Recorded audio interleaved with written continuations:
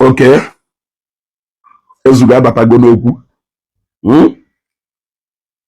Let us set the record clear.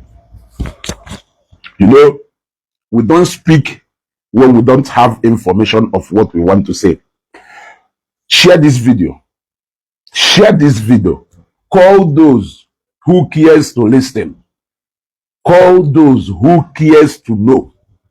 Tell them to come so that their doubts can be cleared. You ought to go. Manden hajo nesre na nde Zion akukwayala na from nde Ngor-Okpala. How much did they pay? Bieba. Bieba. Come to Penyegazu. Na case Molu Ebata. Share this video. Share this video. Osinachi Destiny, I greet you. Amaka Mode, I greet you. Okay, noise. Share this video. Share one video. Get a gear. Nda buifa nisi. Go say, let me give them, run them down a little bit to history that they don't know about, or they know, but they are pretending like they don't know. You see, in the social media space that on air today, nothing can be hidden and no information can be hidden. So, since now some people claim you can't be ignorant of what is happening under your nose. Then I will ask you, what kind of a person are you? Zion Ngor-Okpala will process make chief reach to a banner to the point of bring you to the public knowledge. You were not aware. That is to clearly show you that you are not informed to a lot of critical decisions being made in Ngor-Okpala. What I go? That is to show that you were not informed. You have to first get yourself acquainted to the source, maybe the real information with your place, so that you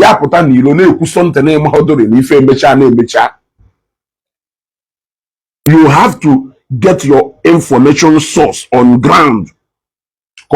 Any movement email around your place, you will know, so that you won't come out in a and say, informed. Share this video.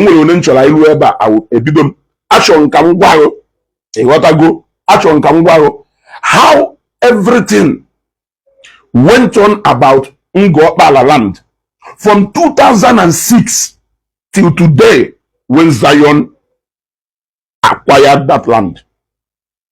I will first of all answer one critical question that has been begging for answer, which is did Zion acquire this land from the government, or did Zion acquire this land from the community?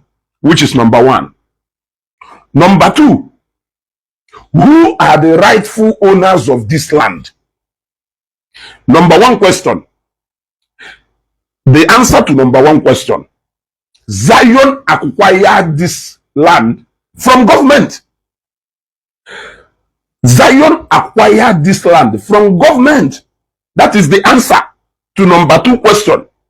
Yeah, to number one. Now, number two question: who are the original owners of this land before Zion acquired it? Which is government. Government became the official owners of this land after the transaction that took place in 2006, which some people are claiming that they don't know. The moment I came into Ngor-Okpala, what everybody kept telling me is, make sure you don't trespass into government land. Gwandor. Make sure you don't trespass into Gwandor land owned by government.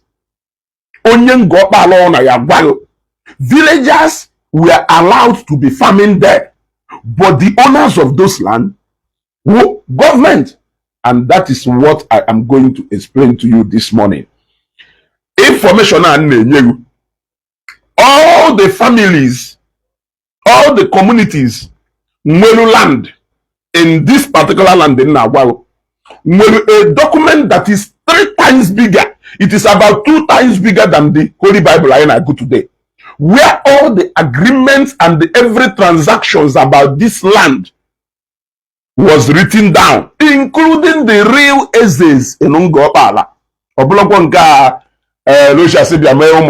Autonomous community and ever family owner ways.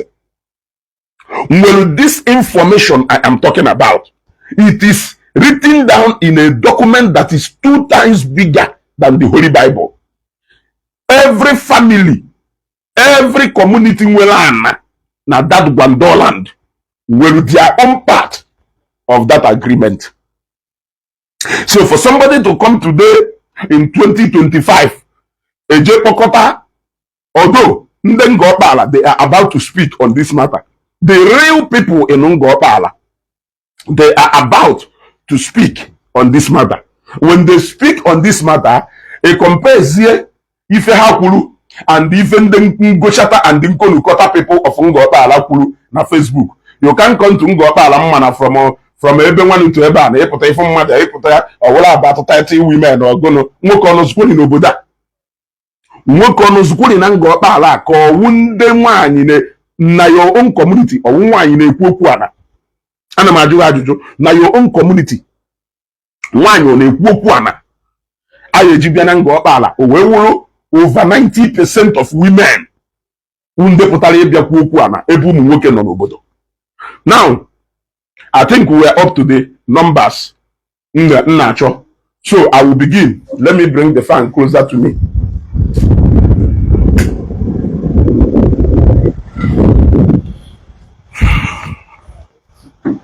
So I will begin now. In 2006,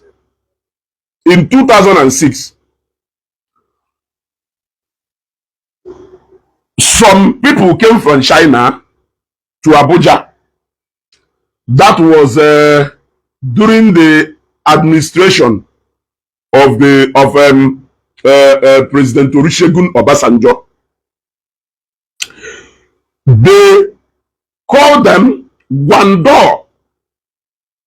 The Chinese company noticed that there is a big market in Nigeria and they needed to establish a China free trade zone known as China Village here in Nigeria.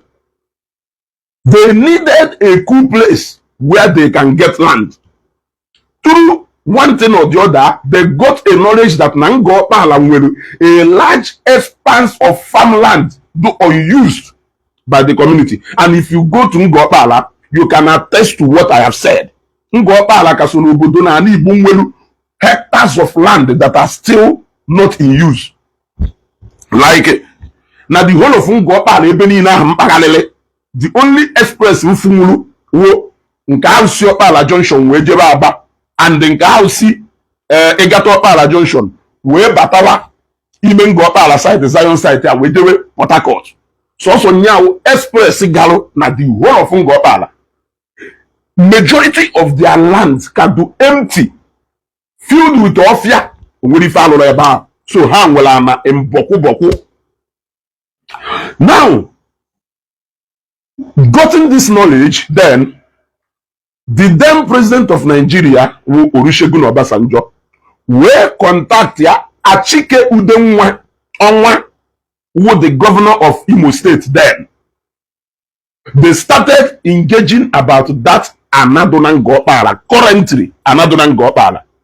So a committee was set up in Ngor-Okpala. I am giving you an information that you are fundesere ego neka akwolo na diana. I want you to get the whole information now down. Write it down if possible, so that you don't ask me questions again tomorrow. So in that 2006, a committee was set up. When I get to the point where money was paid, I am going to mention the name of the man who heads the committee, the secretary of that same committee. I am going to mention their names right here so that you will know. So they now started talking about that land. So the government of Imo State then, under the leadership of Achiku Denwa Onwanimo, showed interest in that Ngor-Okpala land. Now, when government shows interest in a land, government don't buy land. What government does is that government will compensate you for the economic things in that land. That is what government does. Government don't buy land because constitutionally all lands are owned by government. That is why now in your own land, all government you certificate of occupancy, certificate of ownership, all government you certificate go say no go your own land. So all lands are owned by government. Nyakwa pata na hacho halulu ilo hewo bataka compensate ndị mmadụ wukola na we mee ife ya bala obodo ulu. So remember the history where it started. Those people came to Abuja.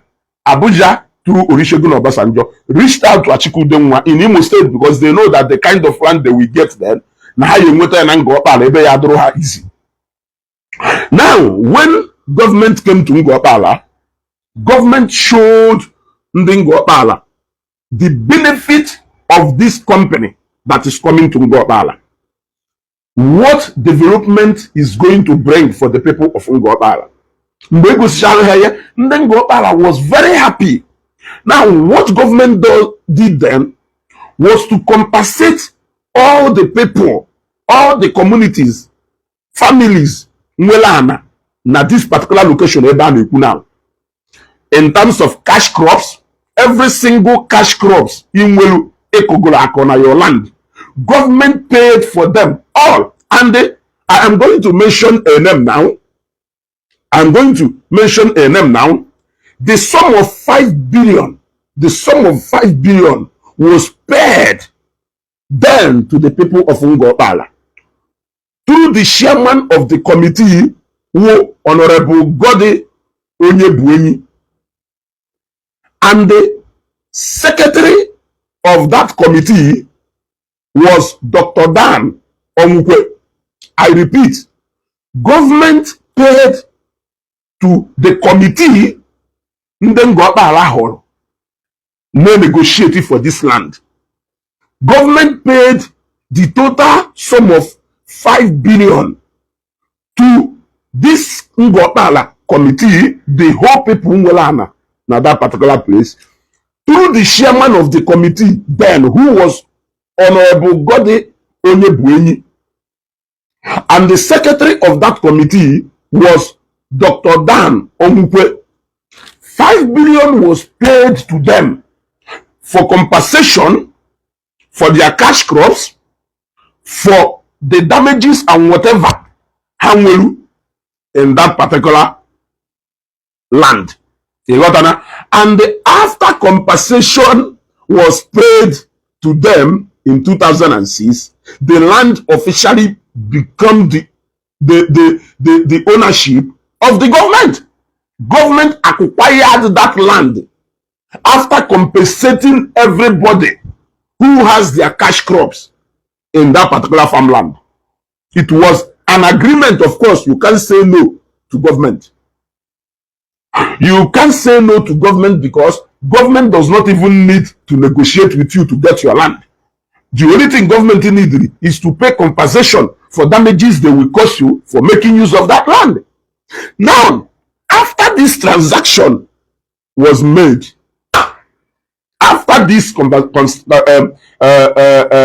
transaction was made, government now got that land from the people of Ngor-Okpala, and the Obasanjo then, now sensing the economic importance of establishing a China free trade zone in Ngor-Okpala, now took this company that came then parallel to Ogun State. Gwando company is currently operating in Ogun State for over how many years now? It is verifiable. Irueba, Analoma fertilizer. Analo, in fact, a lot of Chinese companies now operating na Ogun State. A lot of Chinese. I want you to check now and tell me from this story, little story. Okay, network. I use network. So right now, what is this now? Okay, we are back now. So now, as I was saying, the transaction between Imo State government and the people of Ngor-Okpala was done in 2006, and that was how government acquired that land. That even when Zion came to that land, and the Ebataha, Ebia, Igwan, and Ngor-Okpala, the first thing Ngor-Okpala ya gwago Gejepona na government in so many obodo, government will reserve areas, reserve land in so many obodos. Now, Hakim wanted to use that same land for agricultural purposes, which failed.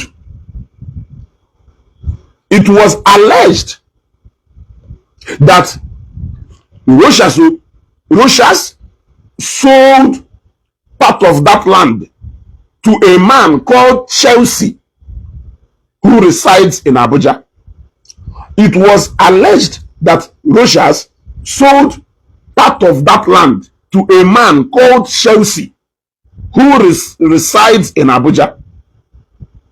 And the government of Imo State ended up retrieving that land from the said man. Yeah. Hold on.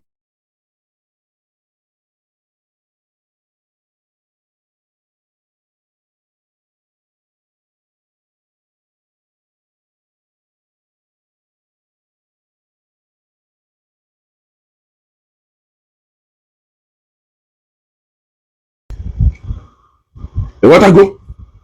So it was alleged that Rochas, during his administration, sold that land to a man called Chelsea, and the Imo State government retrieved back that land.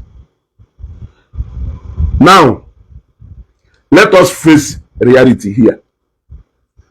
After that, Gwando company did not come to Ngor-Okpala, but government has compensated the community and the owners of that land. Government became the owners of that land. Even if you go there and take a coordinate, if you go there, coordinate, that land was duly surveyed that time. Every documentation for that land was made. Now, if you go to that place and you take a coordinate, you will look if an coordinate. If you have na land, no wherever Nana belong to Gwandon, that this land belong to Gwandon, Imo State Free Trade Zone. Imo State Free Trade Zone, government reserved area. If you have now that land, who a land belong to Gwando, if I have now Gwando land, Imo State Free Trade Zone, government reserved area. Generally, you take a coordinate, follow your surveyor, or a no surveyor. When you jail corona that land, they'll take a coordinate. Will do that coordinate Jena land nowhere. You know back, Emalo, before you go say. But the fact remains that after all this, and the company did not come again, the community started farming again on that land. Ụfọdụ ma ndị ọwụ ha nwebu ana ịghọtago. ana ha nwego ebe ha jekwa ebe a jekwa kọba nri. But na ife niile fa na-akọ nri ebe a na fa ma na any day gọọmenti binitere ịlụ anything there, na government will take back what belongs to them again. Ndị mmadụ na-akọ nri there, but na na-akọ nri there a guarantee ownership because na government reserve ebe a. What we are talking about is almost 30 plus of land. As in 30 plus, how many hectares of land? 30,000 over or up to 30,000 plus of land. That is what we are talking about here. And from 2006 till now, none of those said owners of that land has been able to put up a building there. None of those said owners has been able to put up a building there upon that land do closer to Afia. That land do closer to Amala Junction also. That land they do even more closer to Okpala Junction than the other part of Ngor-Okpala. Yet that particular Egashaha, the Navy checkpoint, Gasha Navy checkpoint, by way Banado, Yafuzuno, until Lake Gachas Chana, Lutekwana NSCDC checkpoint, Eba, Kie Bidokwa, Wefuno. I repeat, if your Okpala Junction Bata, na bien na this area, Eba Gwalago. Gagido. Yeah? Gagido. Lute ha Navy checkpoint. Gasha had that Navy checkpoint.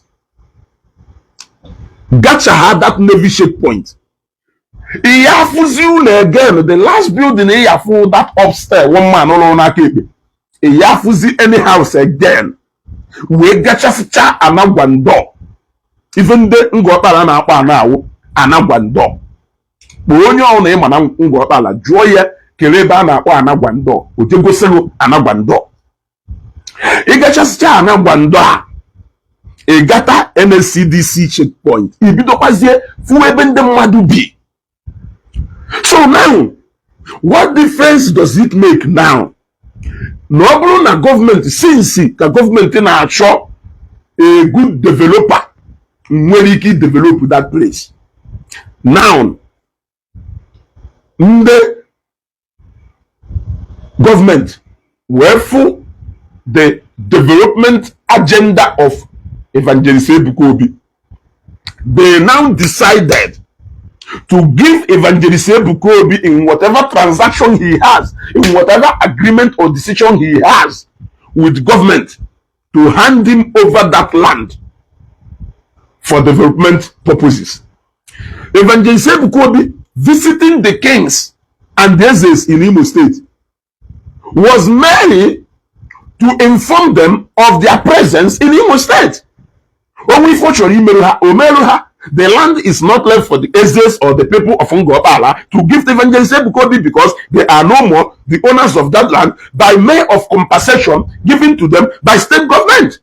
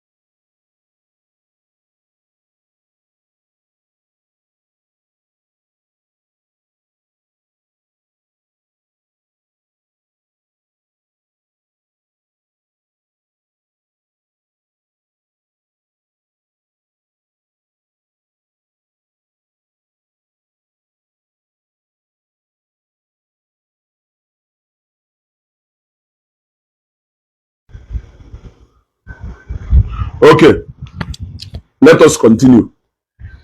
So, Evangelist Ebuka Obi visit to Ngor-Okpala as a host community is to reiterate to them the benefit and the development actually water to the people of Ngor-Okpala.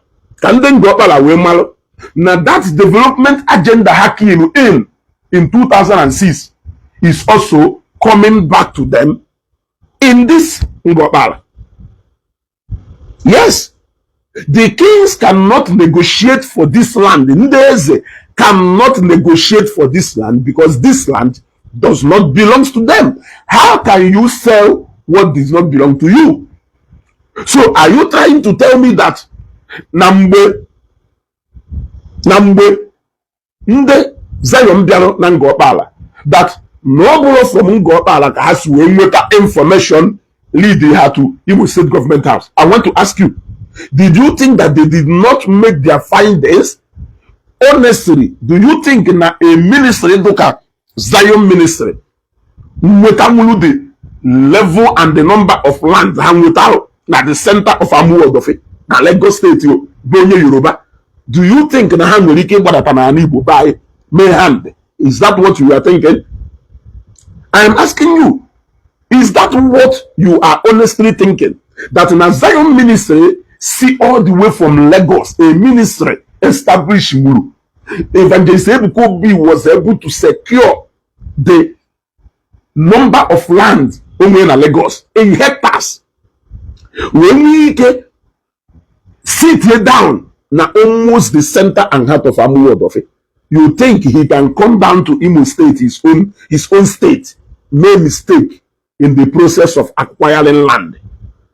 Na Lagos ebe a na-akwụ m ụgwọ omonile nya gaa tụrụ ndị Yoruba ma ndị alaye ma ndị niile ma gburugburu dị na Lagos wee ike wee secure that attractive place ebe ọ nọ na Lagos, that he can come down to his own state, Imo State, and afford to make a mistake. Is that what you are thinking? The fact is that there was due consultations. I know there was due consultation because all through that process of 100 days and the Onunina, the kings were aware. They were aware and they were in support. So how can Aneze come out now to come and say, but you people saw the work going on. You saw the work going on. If you don't know, caterpillar na puo. Na caterpillar na puo. As a real estate developer, oh na caterpillar na doza na puhana mayo. That is number one sign that name on at the right place. As a real estate guru, doza go bahana. Mbao ka okunu ka niile do na na ahụ na-esemite. Onye lesibula na ahụ onye ahụ abịa. Onye na-ekwu na nya nwana onye aha bịa because ọ ya like ka ọ malụ onye nwe nyewu authority ịbata na that land because onye nwa nwere interest na that land. Nyaka doza baranana kiriachana, a transaction that went on. Now let me even tell you, and igolu mmadu weje na government weje wota CFO of that land ana ha woni ikpe na Iro court o we wuzi na government nyelu we nyewu CFO mo pe na government nyelu property we nyewu CFO na wungu nweye nyaka mmadu pụtara na nkọ na asị gono ke ka na-ekwe no n'ụla ino n'ụlọ weme. Were you sleeping when it happened? The history I have just read to you from 2006 was a history that is there. It is only you who knows if it is reliable or not. I have just given you a rundown of something that happened in 2006 in your own land. In your own land. The people's voice. I want you to show us a document. I want you to show us a document where the people of Ngor-Okpala defeated Obasanjo in 2000 and in whichever one in respect to this particular land. I want you to show me a document. Show me a document where the people of Ngor-Okpala defeated Obasanjo on this particular said land. Show us. Yes. I want you to show us a document where the people of Ngor-Okpala defeated Obasanjo. Now this said land Ever teaching hospital na aka ministry or Refuting. Government will away has your gap for land. Government cannot buy a land from you. What government will do is for government to show interest on this land for a particular project. What government will do is to compensate you people for any cash crops or any. That is why government here just say, "Oh no, but because this is a community land, government can only pay for cash crops thereby. Government go cash crops thereby. Now that same place around that same area, ka high tension wires wega weja. So I am asking you, why can't you go to court? Why can't you go to court? Yeah? Go see na your documents ebe ndị Ngor-Okpala jelu court. We defeat your Obasanjo. I don't need to bet anyone kobo. Yes, why will I bet? Before you will show me the documents that is going to support the claim, whichever people will work with that. Why will I pay? Do I need to pay? Do I need to pay? Even this same information I am giving you, did I need to pay anybody before I can get it? Eti hami sina Ngor-Okpala. Ndị Ngor-Okpala gbawa ọnụ biko anọ wuna unu na-ego ebe a. Unu ejekwa na go na government, unu gokwa na government unu ya eluzo. Ndị Ngor-Okpala already knows that land as Gwando land. Ana Gwando. Even ma onye amụna amụna Ngor-Okpala today, ma ana as ana Gwando. Ilelu ha na bata ebe a ha gbayo na anọ na ilele ebe ahụ. N'ihi eluzo. Where the conflict, however, comes in here, for the mere fact that why if I did like this? Evangelist Ebuka Obi melukana appreciate na Ngor-Okpala. Eweleweziana 3 million, 5 million, 10 million, 12 million. You want to go? No, wuluko no mgbe aha aka na ama na ka granite. Mbaka as of January last year, aka na ele na 60,000, 70,000, 80,000 na Ngor-Okpala, 100,000 na Ngor-Okpala.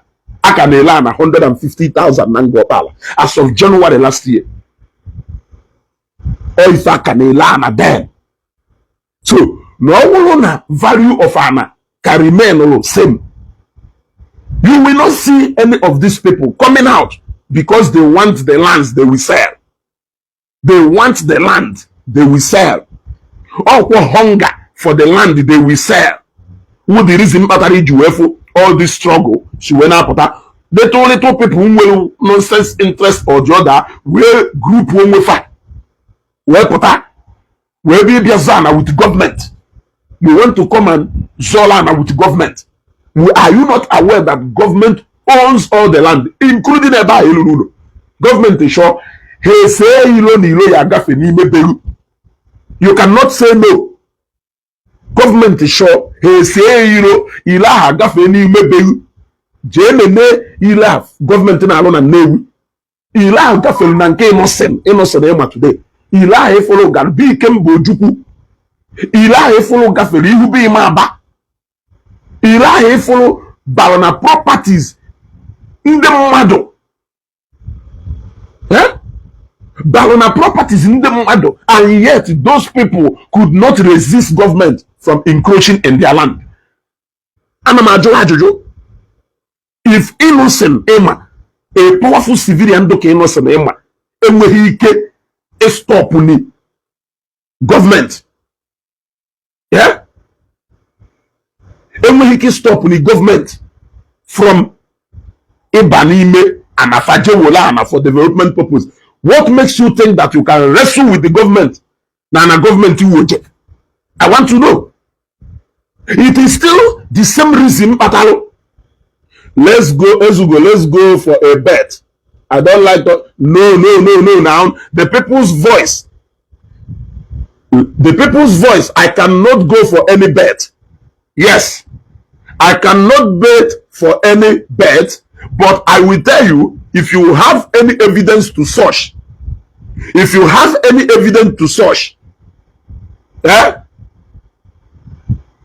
bring it, let us see.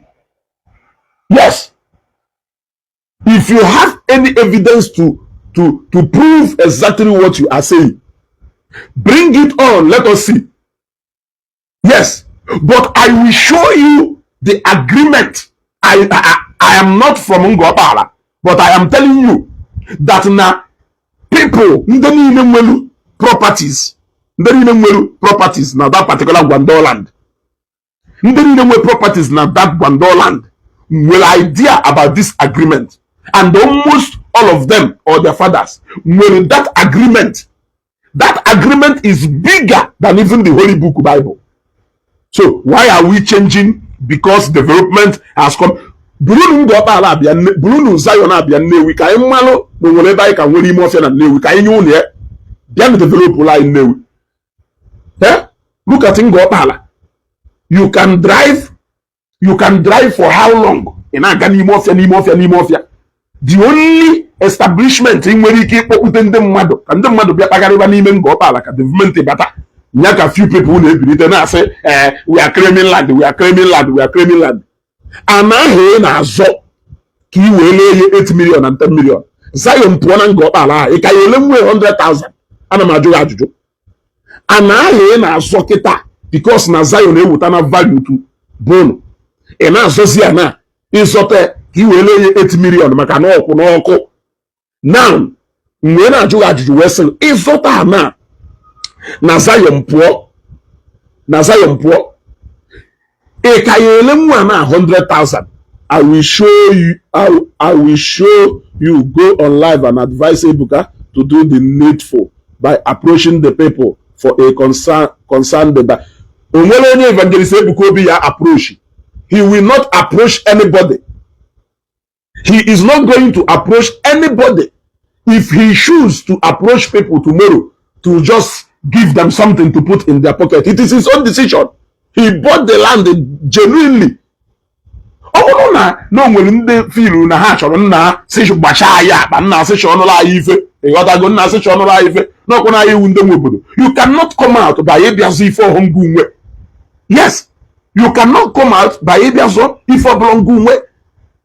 MTN mask those days na-eme ha golana from mmadụ ha enye ndị bi around that place 24 hours electricity from that mask. It is choice. It is choice. It is choice. It is not by force. You cannot say na mask ya kuna nka anaghị or no merifa. Therefore, you cannot do that. As a Roma ka ejuna si aga n'ogwu. So I want to advise all these youth now no na akwụgharị na Ngor-Okpala. Iloma ka ejuna si aga n'ogwu. Organize yourself into groups. Wolu ni Iloma bụ onye do in charge of that group biko nya je your evangelist Ebuka Obi do nya wolu opportunity o je buru Zion abịa nyere unu nwa ndị youth aka. If you feel that you cannot key into or that na nwere property there or that na nwere ife nwere around there i nwere ike iji wee benefit directly from this ife na-abịa, evangelist Ebuka Obi nwere obiọma. O nwere obiọma. He can decide to give you people ego si unu jee nu kee were malife unu ya eme. He can do that. But if you think you want to come and do even the Yoruba name ego omonile or ya best settle over for what? When you were going on agreement in 2006, did you not know? Did you not know? Did you not know? Moses Azoka said, can government sell land to an individual? The answer is yes. Yes. Government can give land, not even sell land. Government can give land to an establishment, and Zion is an establishment. Zion is not an individual. Zion is a project on its own. So government can give land to an establishment for a development purpose. They can do that.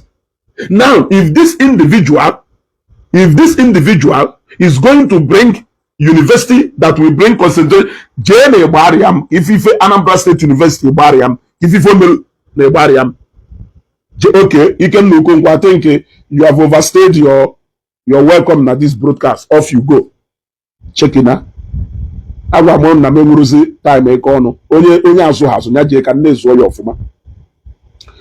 bought the land. Who did he pay the money? The person that gave him the land, his brother, the governor, will soon leave the seat of power. Hope you know. Of course, the people's voice. I know. Government transaction is government transaction. Government does not even need you to buy the land from them. What government needs is for you to do the necessary thing you do. Government can give you a land for development purpose. I have said it so many times. Go and read the terms in which government can give you land. You will know exactly what I'm talking about. Okay, all on a government, yapo. All on a government, all on a government, poor. Everything I sign on that government end there. C of O of any property you will today, or this present government in your C of O of that land. The highest document you can get to prove the ownership of a land is C of O.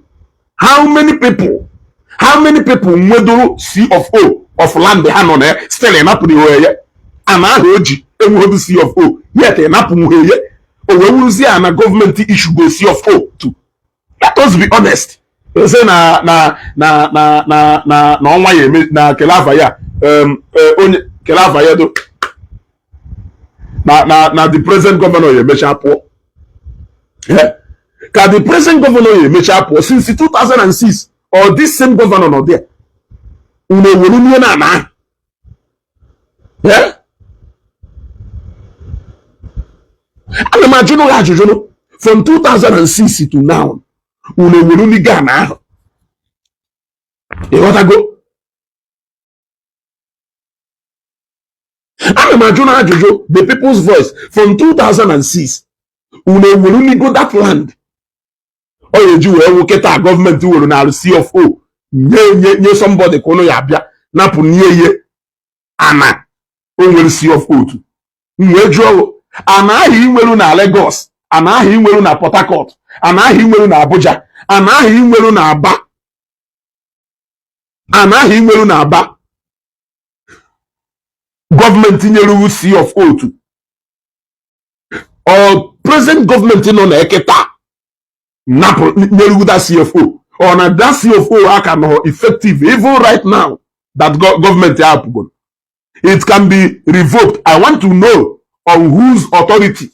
I want to know on whose influence that CFO had been revoked. I want to know. I want to know.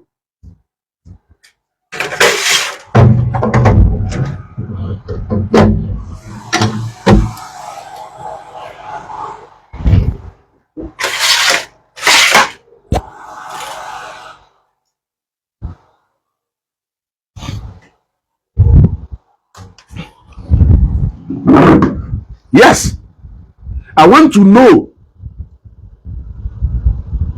You see, our people have been farming on it. You have been farming on it without knowing that even a youth able 40 years, even a youth able 40 years, even a youth able 30 years, na Ngor-Okpala gbalum.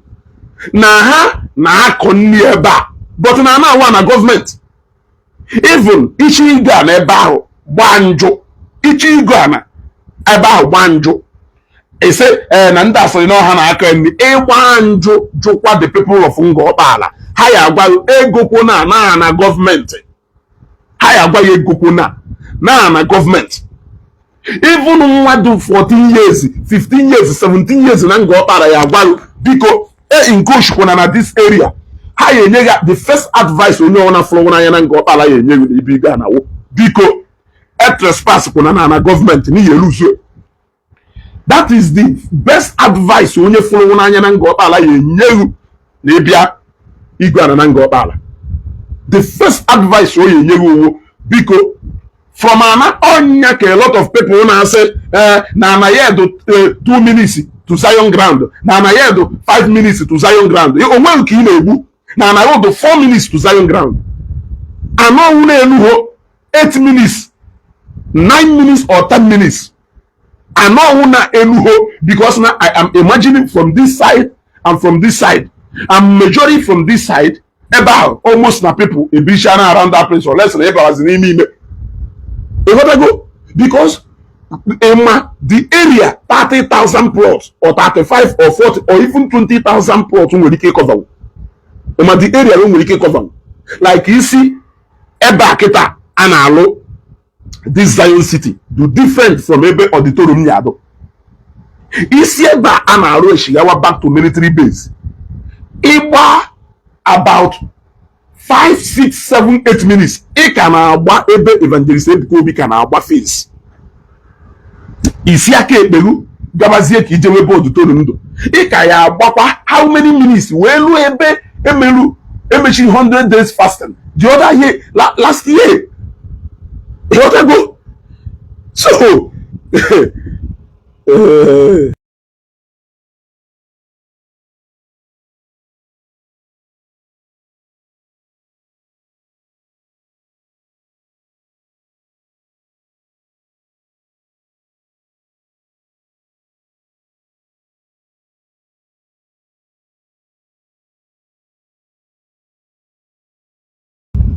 so even you remember this broadcast because now a lot of people now say Ezugo I shall update you. I am an ongo yagwa even. That is why otherwise Zion cannot be celebrating his birthday today. I am not on Akako Wedo. Today is the day we are supposed to celebrate Zion. Ntontonwa Ndi Igbo Mono. Today is a day we are supposed to be celebrating Akopawa. Ofoni Ofuefi. One mapo civilian general oputi ifade oputo obie oko onye bune nke ikpeazụ because no onye ka mmadu mana ọ chọghị igbu mmadu ịghọtago oko onye bune. So if not for anything, we should be drinking wine, we should be celebrating, we should be eating cakes today because na mụrụ ofu ntonto nwa ndị Igbo ji eme ọnụ tata ịghọtago. That is it. So, that you are going to get a piece of land from Eba Evangelist Ngor-Okpala. You are joking. You are joking. You are joking.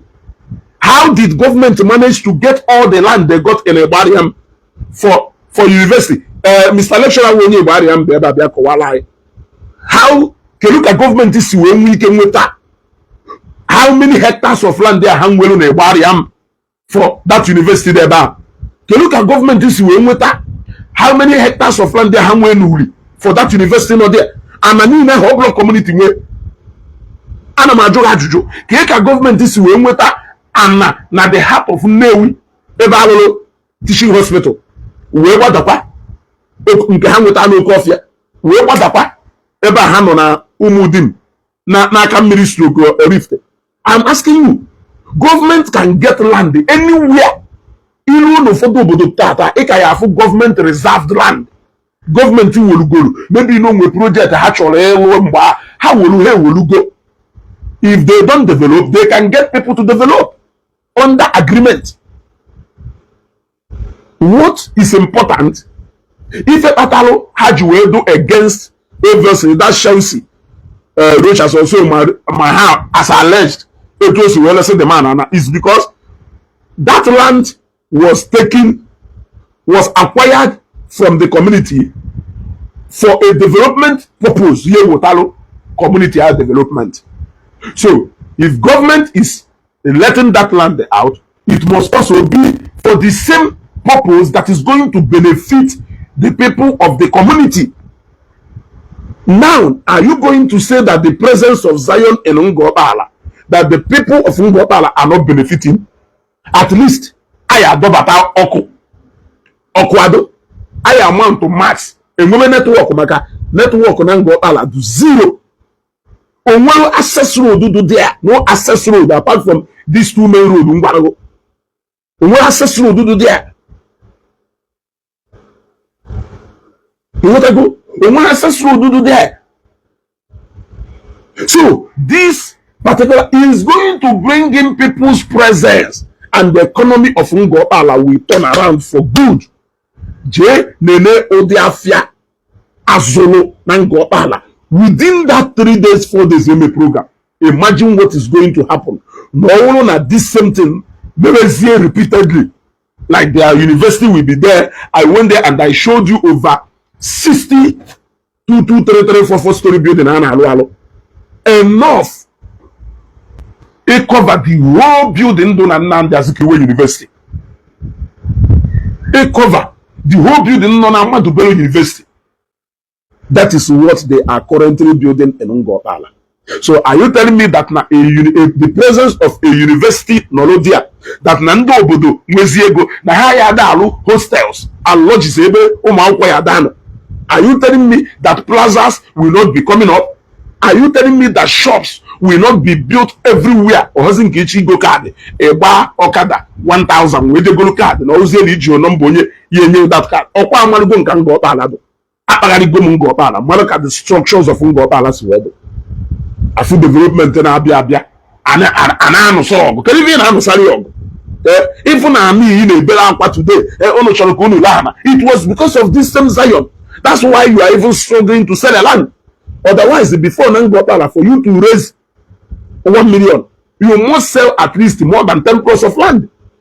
Now, depending on Ebunumwela Maketa, you only need to sell 1 or 2. You solve a problem. Or make it a lot of communal lands. They were living in community before communal land. Which because of the level of development you can hardly see an all family way. And a family way and into individual in that family. Because of the level of development on a Newi, Una Maki Jokwa to Akakete, say no, na family land, they beg a flan. Development is good in Newi, Baba Nobi, Baba Mishi, Baba Benine, because Nanda Madu Bisina, Mishi, Morifte, Sieba, and Abiafan and Newi. This is the investment opportunity I mean with an Ngor-Okpala. Ngor-Okpala. Recruit in the mother. Now Choke fight here against it. Now I have seen why Ngor-Okpala has remained undeveloped. Now I have seen why Ngor-Okpala has remained undeveloped. Look at what the presence of Zion has done to Ngor-Okpala. A lot of people now go this year. And with what these people are doing, it means that they are securing now their palm. Imagine what will happen if Zion permanently relocates to Ngor-Okpala. Imagine what is going to happen. In fact, let me tell you the truth. The development Zion will bring to Ngor-Okpala. There is no company anywhere. More than one year. Shikasim village, Ebiana Anambra State here. Shikasim village is so that na one place there more than 10 to 15 factories located in the same area. In your idea, Ubonone Kena no maka ezekwu na Nnewi. Imebe a na-akpọ ezekwu abụ. Ana m ajụrụ gị ajụjụ. Imebe a na-akpọ ezekwu abụ. Imebe a na-akpọ kerife a na-akpọkwa ana na-achọ ka mkpọrọ gị part of Otolo. Otolo. Yes now. Ido Otolo stroke Umudin ebe Chikasim village. I want you to tell me, with the higher number of that factories situated in that particular area, which you don't know. Mana njọ ebe nkwonne wi dota ime ebe njọ ebe teaching hospital dota ime ebe njọ ebe university ebe ebudaziri ụmụ akwụkwọ na teaching hospital ime ebe kerife kpata na those places attract more development carrier ebe more than 15 to 20 companies is sitting, including in Kotek. Across Quilo, if innocent isi her from Kotek. ebe a na-alụ tọmị cross ilo ahụ ị crossụrụ ebe ahụ ukwu ọjị ahụ ebe ị na-abawo ebe a na-alụ innocent motors, innocent vehicle manufacturer. Okay, around that area ebe innocent lụrụ IVM #1 car manufacturing company in the whole Africa. What is, tell me what economic activities that is going there, if not nwanyi eburu nni bịa n'ọrụ ndị ọrụ pụta orie nni or shop kiosk ebe ndị ọrụ ya bịa egolu biskit ha ya ata wee n'ọrụ. Tell me what is happening there? Nothing. But look at the moment ebuje school Donor Teaching Hospital buru Okofia enwe high number of presence of ndị mmadụ n'Okofia. Go to Okofia and see what has happened to Okofia.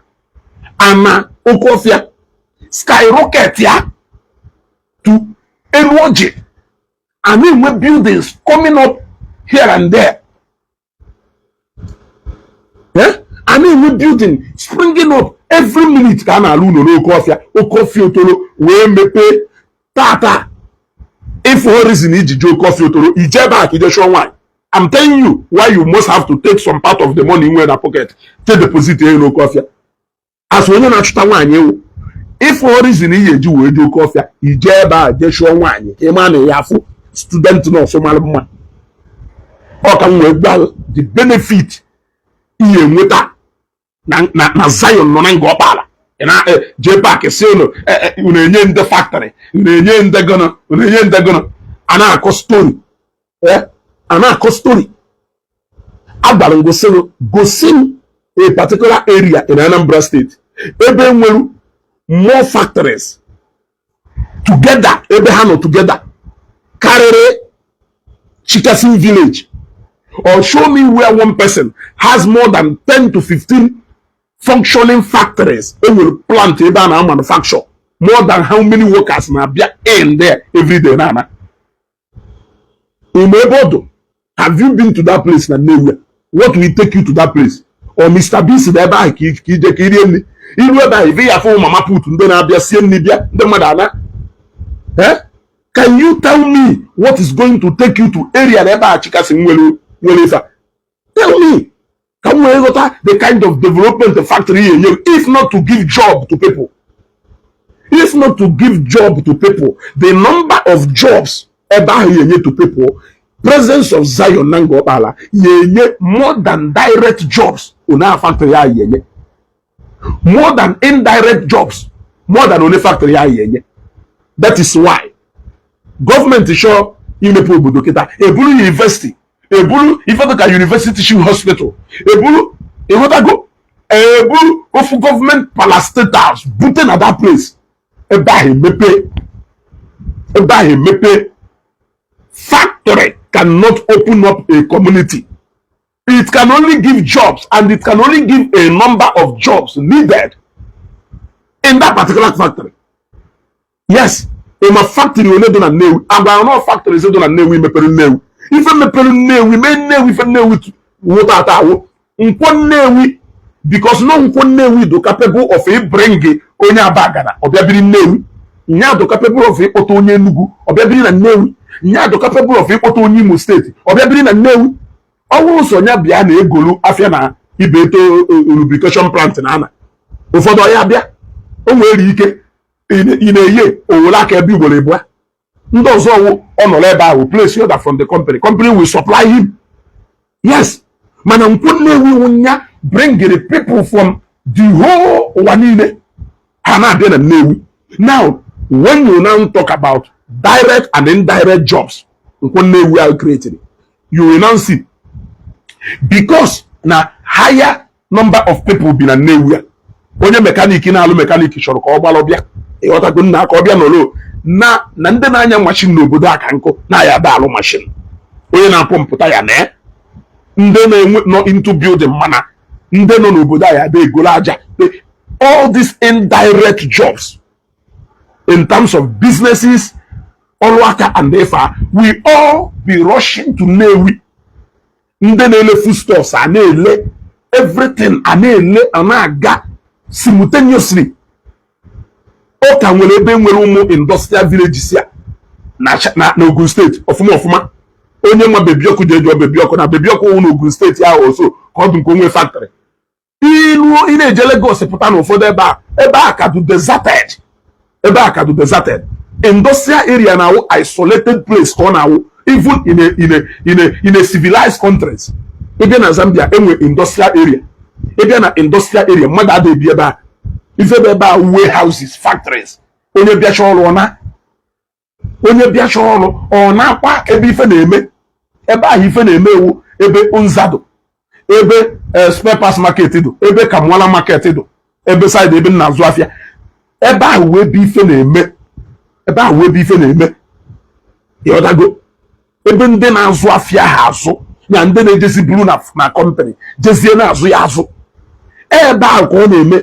That is why ọ bụrụ ife niile a na-azụ na Nkwọ Nnewi ka a na-eproduce na Nkwọ Nnewi, but you don't care about ebe a na-eproduce. Your only care and interest is where you will go and buy it, and that is where more development is. Yes, the owner factory shey Biana community now, the only benefit that community enwewu biko n'ihi ewukwu number of ndị bayi owner and all. The same thing with countries. Iburu investment there in Zambia now, the first thing higher jowo the percentage of ndị bayi eya employ. The percentage of ndị bayi eya employ. That is it.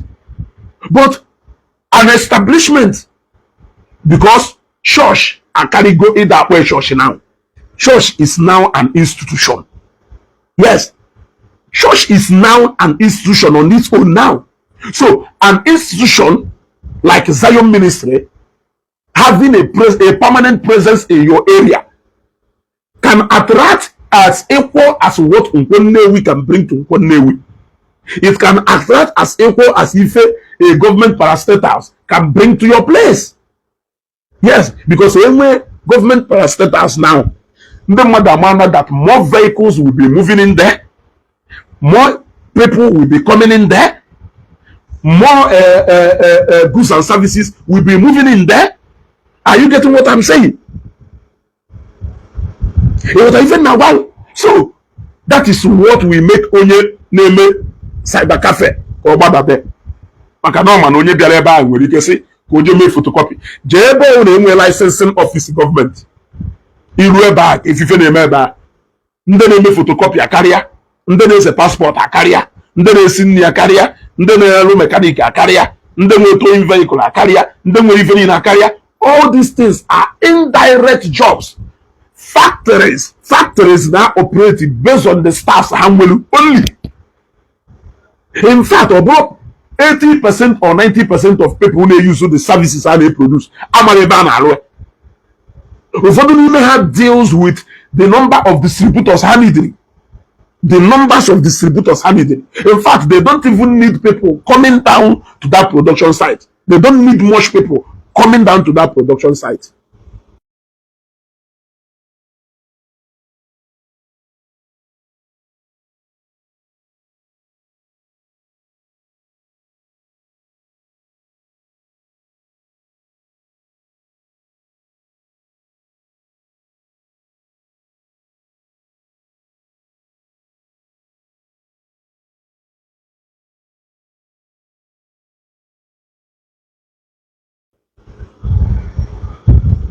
So, we see all this pettiness in Ngor-Okpala. If you want to get something from Evangelist Ebikobi, put yourselves together. You cannot fight him to get it. You cannot. Yes, you cannot fight him to get it. Oh no, government poor. Every single thing government will battle up. Imalona oge ebujere Anambra State University na Iwariam na mgbe governor bujere Epolo. Na governor so gbagotara ihe eburie bu na agụrụ. Governor nke apụọ golden tulip put obi rụrụ na agụrụ today can operate owned by government. Yes, managed by ndị hotels. Mana ọdụgo na agụrụ na ọdụgo na agụrụ.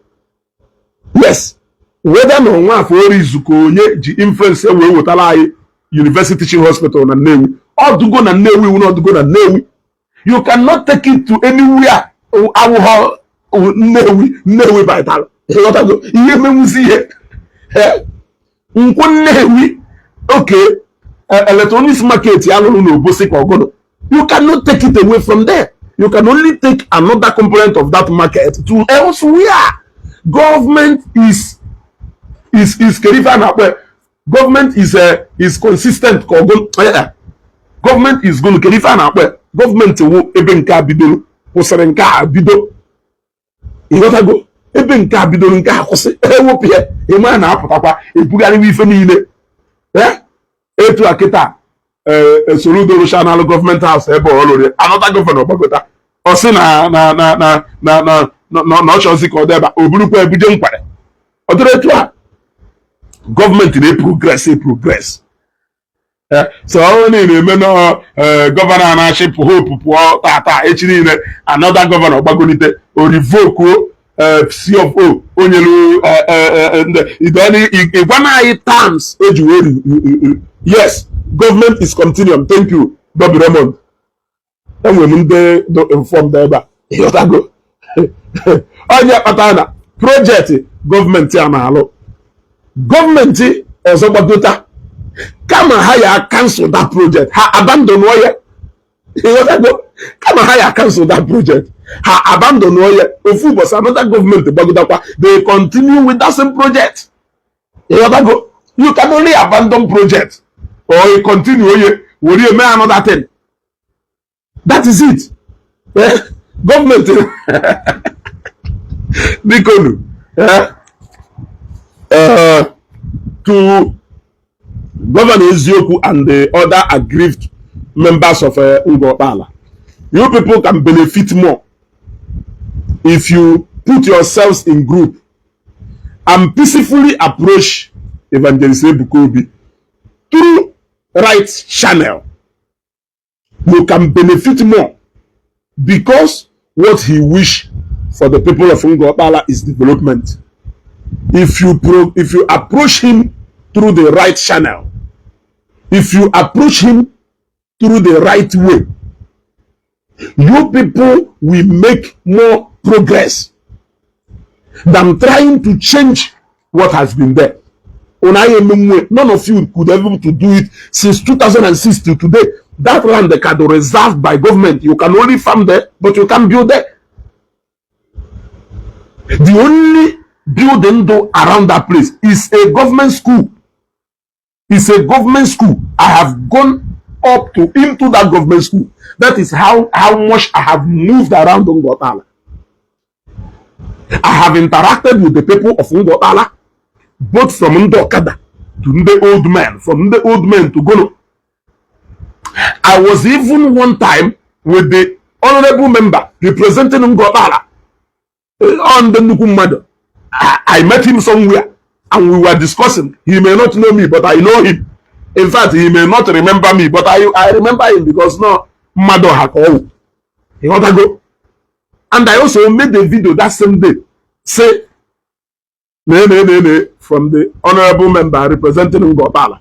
Go to my wall, you will see the video. So, I will not deceive you in the zone.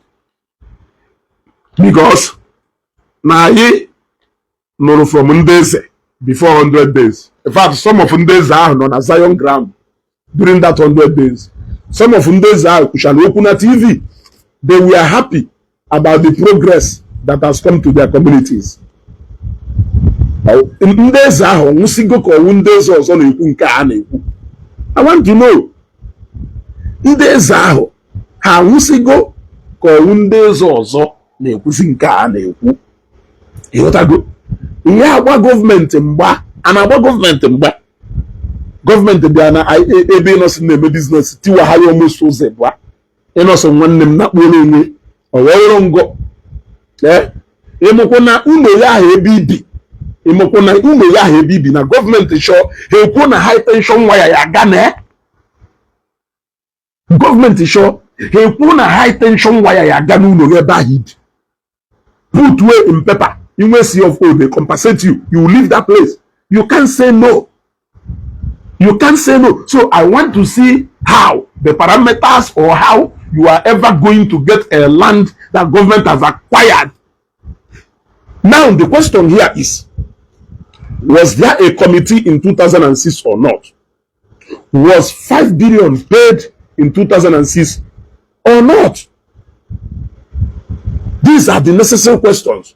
And if that 5 billion was paid in 2006, the owners of the land there, did they receive a compensation from that money or not? Except na Bialeba Guam, number what no more compensation I think okay, let us begin to look in that direction.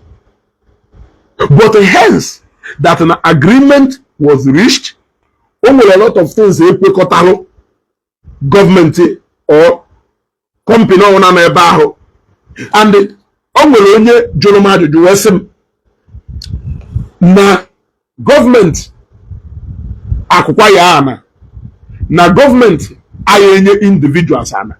Now I don't know what that person means by saying individuals, because right from when I started this broadcast, I made it clear to you that government acquired that land for the sake of a company from China, Bandor. Bialeba establish a free trade zone. Now, if government was able to acquire it because of a company which failed to come there, what makes you think that government cannot give it to another institution that will be willing to develop that area? Or na eba to developed, or na government hire them with a revenue from there, or na individuals hire them with a benefit from there. So, except on a Walum that government did not pay any compensation for that land, you cannot eat your cake and still have it, unless on a Walum that government did not pay any compensation for that land. Then we can begin from there. But for as long as na government will compensation na that land, and the owners and communities that owns land in that particular area got their own compensation, who then is the owner of the land in question? I am asking you. Who then is the owner of the land in question? Don't play. Don't play. Even some of you, Nekwifa, has come on air to admit that this land is owned by government. I wonder what has changed. I wonder what has changed. That is why I will advise us to always be consistent. Consistency is the key. You cannot say something today, when for the influence, back, will because of that influence or anger. You keep silent, for silent is golden. Silent is golden. Silence is golden. For if you don't say any word, people will not know if you believe. If you even want to give support to your people, you give them support behind the camera, because you have they can actually use your word against you in all this. Imagine you saying that that land is not government land, and I go and bring a video where you yourself was saying that this land belongs to government. What is going to happen? Is it not your own word against your word? I am asking. Imagine you saying that na government, na community, na government that acquire hana, and I go and bring a video of you telling people that this land is government land. As you buy land in Ngor-Okpala, be cautious so that you don't buy government land. We can now come to you and say, can you go and show us that government land? You are telling people to be careful so that they don't buy. What are you going to do? These are the reasons why in some things we keep quiet, so that our word cannot be used against us. Imagine somebody look at JPAC now advice in Ngor-Okpala that na will anahanye China or one company. What happens if we bring a video where you were teaching people, telling people the economic importance of presence of Zion Ngor-Okpala, what are you going to do? It is going to be your word against your own word. And because we don't know what we call integrity these days, these days, we now believe that no one Facebook page, where platform, when they get anything with integrity. If we move by what that word integrity is really, you will find out that what we are seeing on Facebook these days is mediocrity. I am always conscious of what I say on Facebook, so that you will not use what I said yesterday to hold me against what I said today. That is number one principle when I Facebook. And if I must change, I must change objectively, so that tomorrow I will not also regret that change making today. It is very important. I don't speak out of excitement. I don't speak out of no, I don't speak like that. Because if I speak because of the relationship today, what happens now when I'm also? So I will look inward and speak objectively. Objectively means that I will speak irrespective of your presence in that matter, so that tomorrow, if your presence is not there, the fact will still remain. The fact will still remain. There was a video where Mr. Governor Ezioku was alerting people not to encroach into government land. The video was there for everybody to see. There was videos where Mr. Governor Ezioku was telling people of economic importance. There was even a video where Governor Ezioku was telling Evangelist Ebukobi to rise up on his feet, that he should not allow people to intimidate him in his own state, that he should move in and possess his possession. All those videos, we have it online, my brother. It is there online. Those videos, when people present it, I don't know how you hope and wish to conflict with those words. Are you going to say that you were speaking out of ignorance when we know people have already seen you as somebody who is informed? People have already seen you as somebody who is grounded in Ngor-Okpala. Now, if you are grounded in Ngor-Okpala, are you going to tell people that you are ignorant of this particular thing in Kuguru here? You cannot say you are ignorant of it, because you of all people cannot be ignorant of that history. You cannot. I don't believe that Nangoma will govern the you know, you are too grounded that you should know this. I'm giving you now this honor, Burunga. With what we are seeing you doing, we believe that you are grounded in Ngor-Okpala. That is such important history. You must have read through it when Zion came to Ngor-Okpala. You must have seen that this land does not belong to the people of Ngor-Okpala.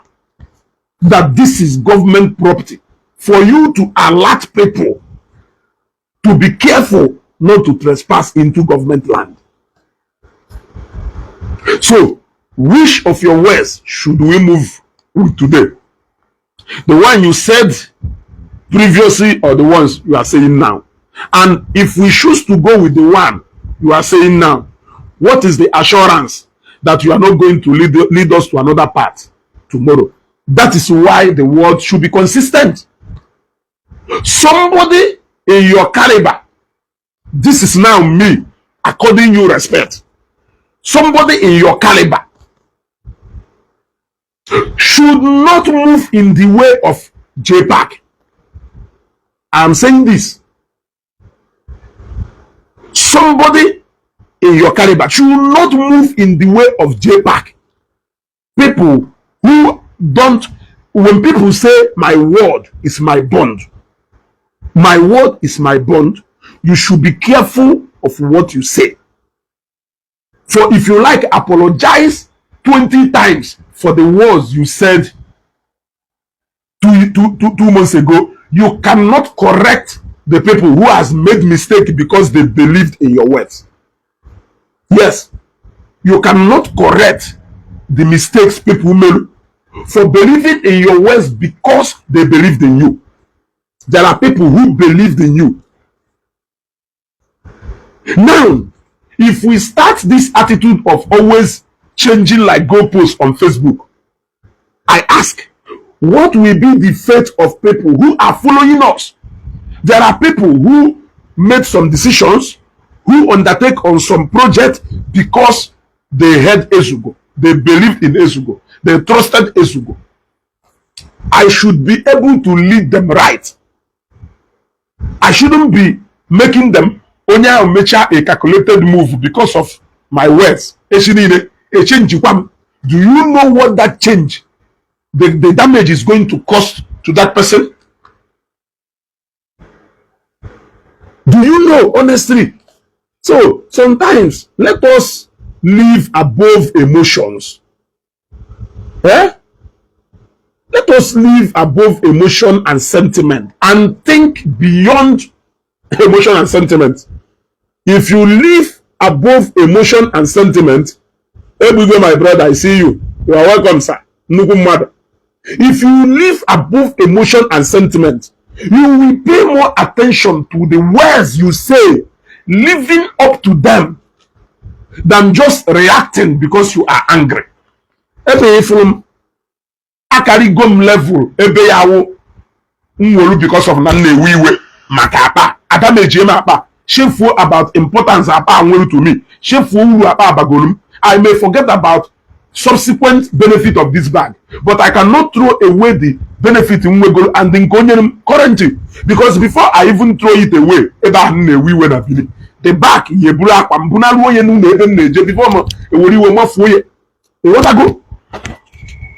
let us begin to live in that manner. Forget about J-Park. Hasma be J-Park. J-Park will complete anywhere benefits. As a matter of fact, that is the selling point of his brand. His brand is a roti. So such kind of person, I have given up on him. Brother go, J-Park because I don't know what is coming tomorrow. What is coming tomorrow? Eh? What is coming tomorrow is even might be more shocking than what you have seen today. So that is why I cannot believe anything Sinonu J-Park Wepota. I cannot believe any single word this Sinonu J-Park Wepota because na fanchani ne wu kwasiase. Since you were na Facebook, if any no kugono kuyarigo, ndeni nenya na associated with okojogoa. You don't live your life like that as a man. All the people I follow go na in 2015, after na 2016. In 2016, you will move with another people. About 2017, a country on the 2007.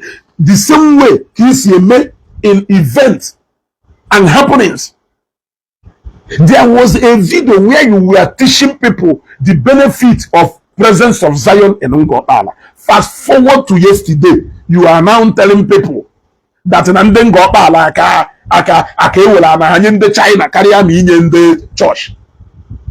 So let's say that na mgbe ahụ ikwuru efa previously no nwere onye Ngor-Okpala sere na owesi okay na ebe ọ na J-Park ekwugi ife dị otu a. Let me now accept that na ọbịbịa ndị abịara amaka to yesterday again. It is another person in high jump of making another decision because the same you has changed and you are still going to change tomorrow. You are still going to change tomorrow. I don't know if you are getting me. So I am only addressing Mr. Governor Ezoku because he is an indigene of Ngor-Okpala and he should put his people first before any interest.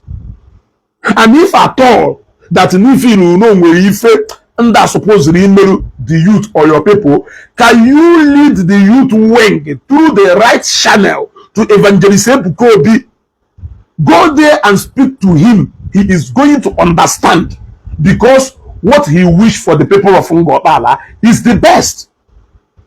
When you do it like that, they should be able to say tomorrow that Governor Ezioku lead right, rather than leading them through a path that cannot go to anywhere.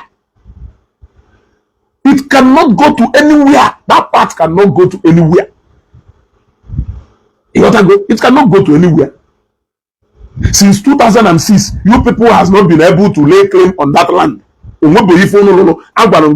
only building sitting over that land, government secondary school, owned by government, not individual. You only go in there to farm, which that when people who want to buy land came, a lot of them go advice when they mad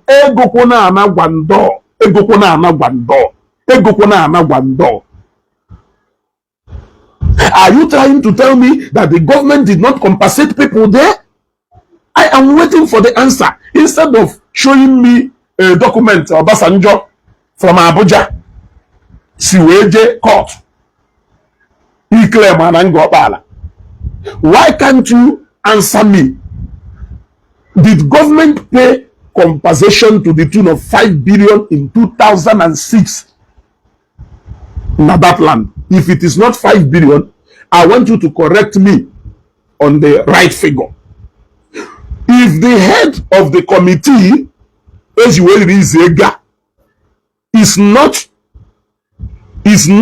the person who headed this committee, is not, what is his name? Is not Honorable Gode Onyebuenyi, I stand to be corrected.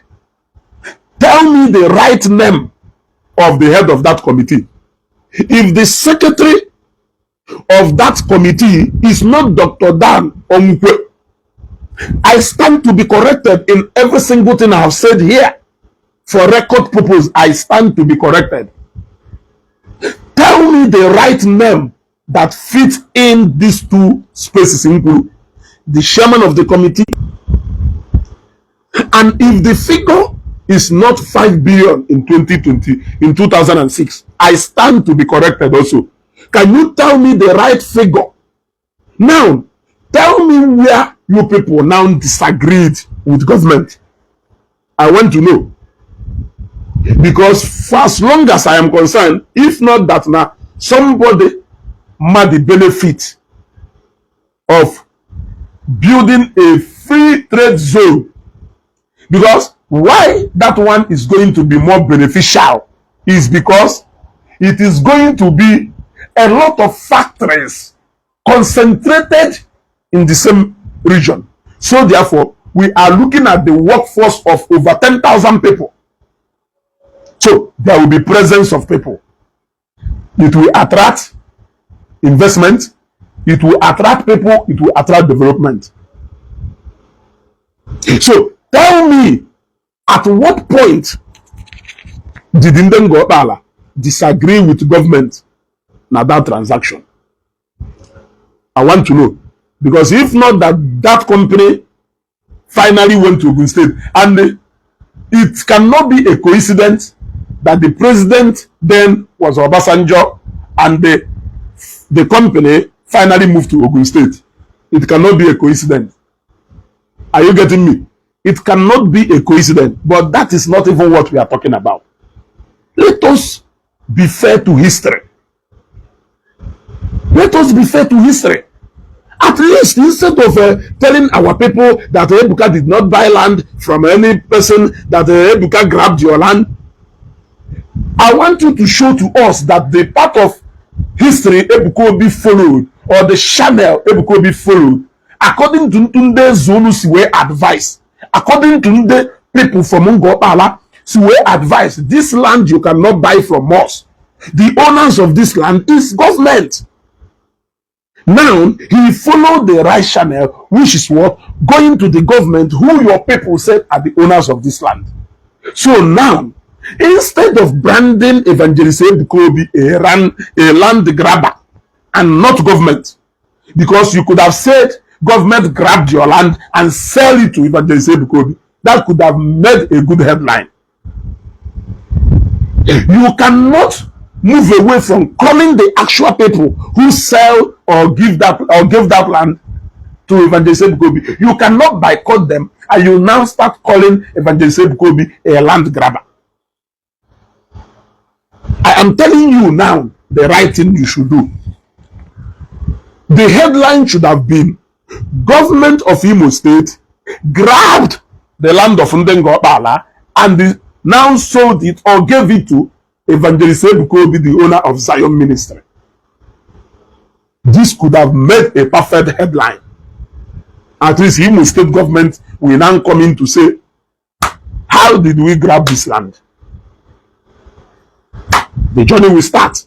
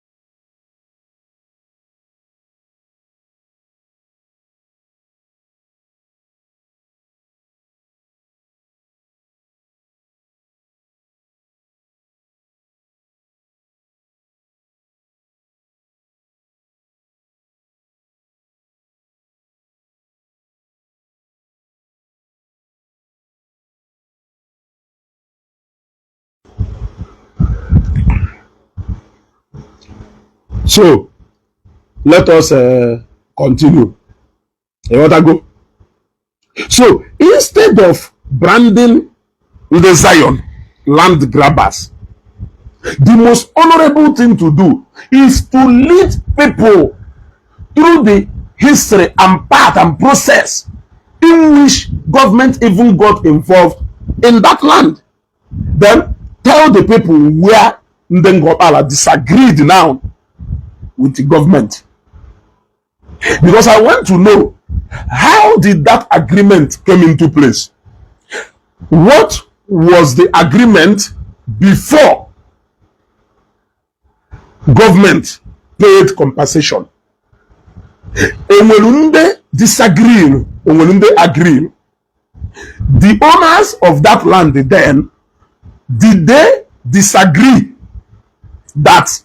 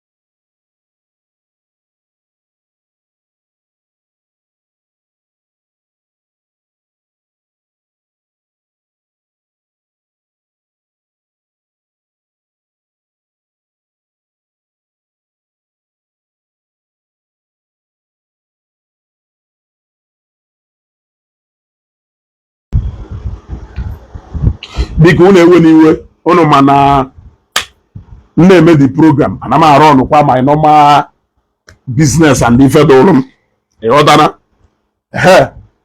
so I am now talking to my brother, the people's governor, Mr. Governor Ezioku.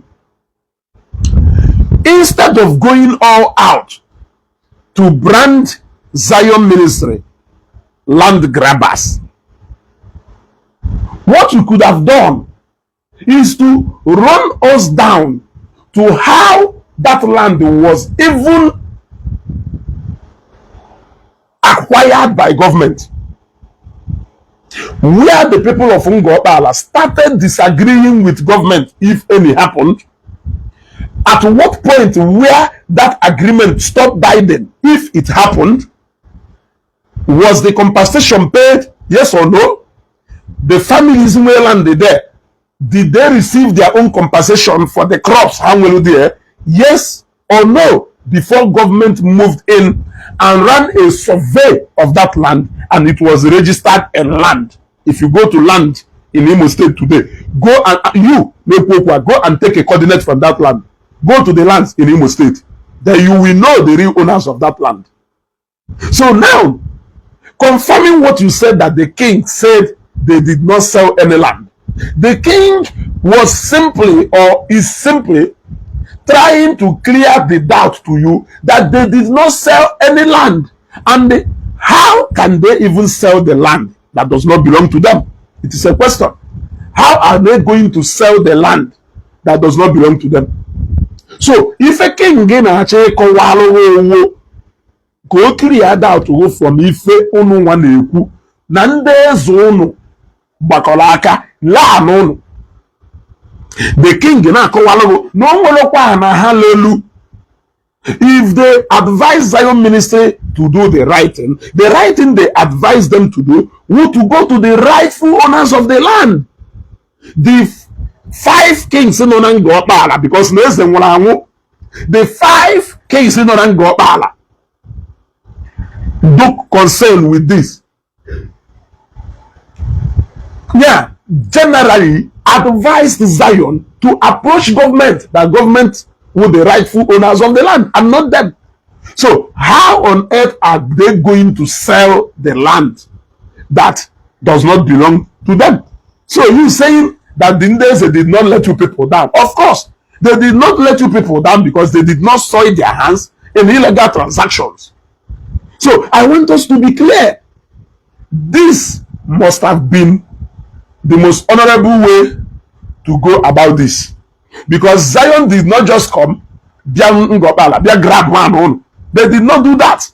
They followed the channel as advised by the people and the kings in Ngor-Okpala. You know what? So I think that the right question you should ask that king is, Kelu the right channel Zion had, because the interview you posted was brief. It was brief.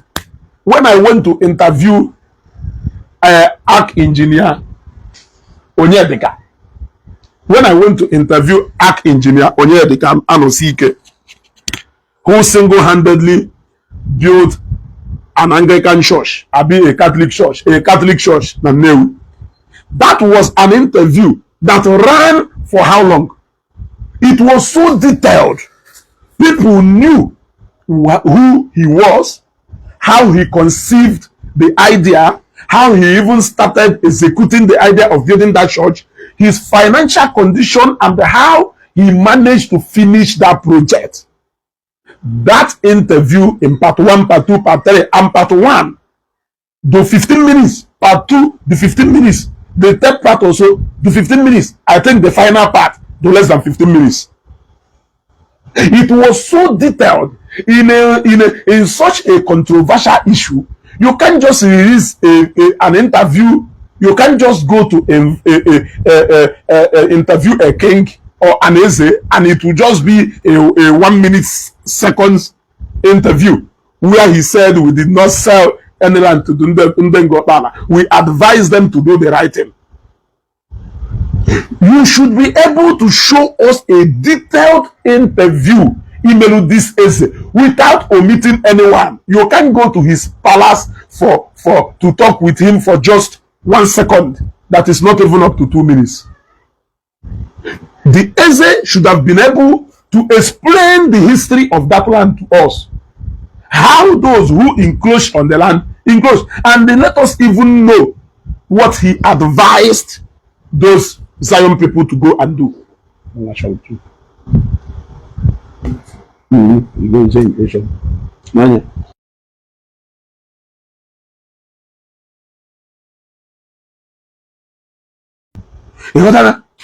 So the interview supposedly do well detailed.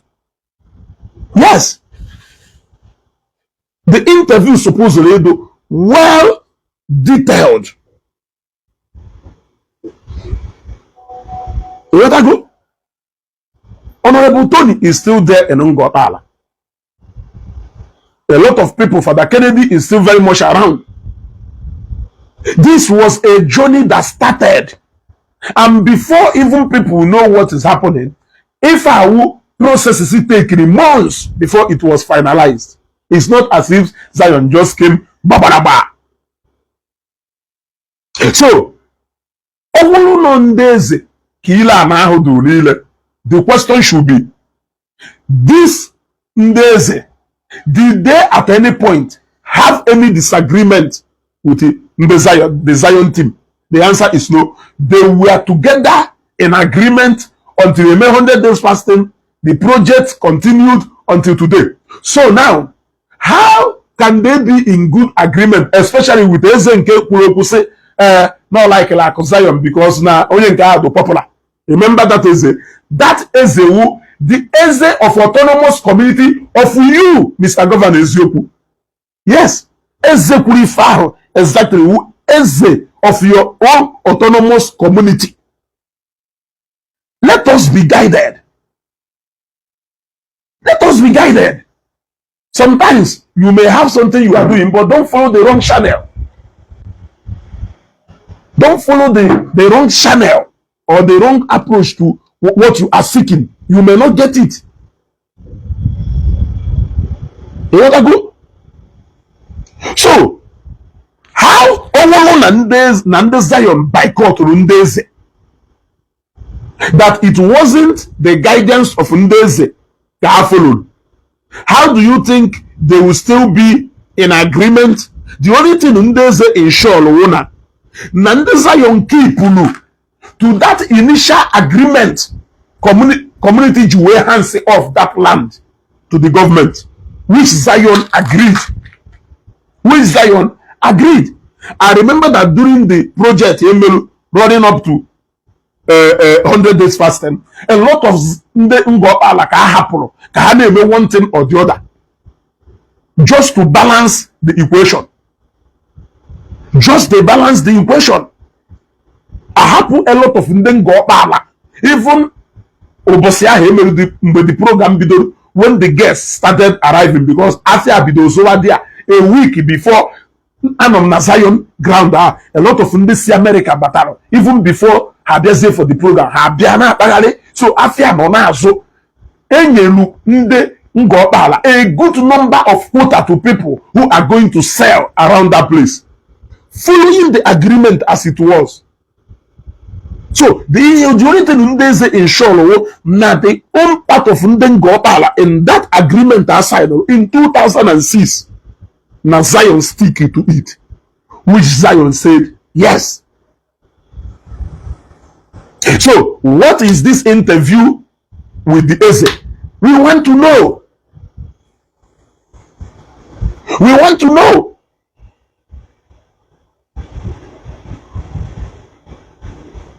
We want to know. So look at if somebody look at Chukwu Isaac, Google brother, meet Mr. Governor Ezekwa and settle with him. When the governor leaves office, the land in total will be in court and they stand the high chances of losing it. Chukwu Isaac, you see. You see. Or if you go, you people will keep deceiving yourselves. When Onwa leaves office, Hope Uzodinma leaves office, Zion people will lose the land. The question is, was it Hope Uzodinma who acquired that land from Ngor-Okpala? Was it Governor Hope Uzodimma who acquired that land from Ngor-Okpala? It was Achike Udenwa Onwa. After Achike Udenwa, there was Ike Dio Hakim. After Ike Dio Hakim, Enwe Rocha Sokorosha. After Rocha Sokorosha, Enwe Emeki Hedioha for how long? After Emeki Hedioha, Enwe Hope Uzodimma. If I will Achike Udenwa Onwa, Ike Dio Hakim 2,